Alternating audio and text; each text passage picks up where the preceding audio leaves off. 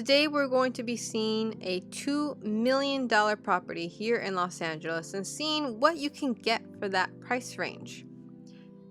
For a 5-bedroom, 6-bath, 4,534 square foot home, you get a luxurious property that is filled with exquisite French interior details, quality craftsmanship, and premium finishes throughout.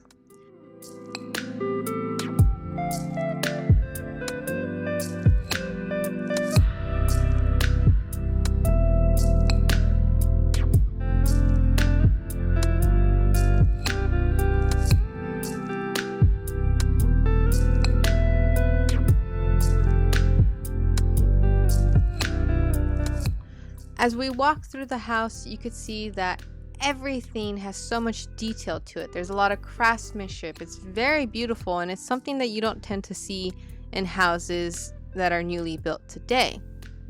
Something that the real estate agent informed us is that the home used to be a showcase home for the interior designers who contributed to decorating the set of the Titanic film, the Hearst Castle, and the California State Capitol. So the house does have a little bit of fame to it, which could be, ideal for some people.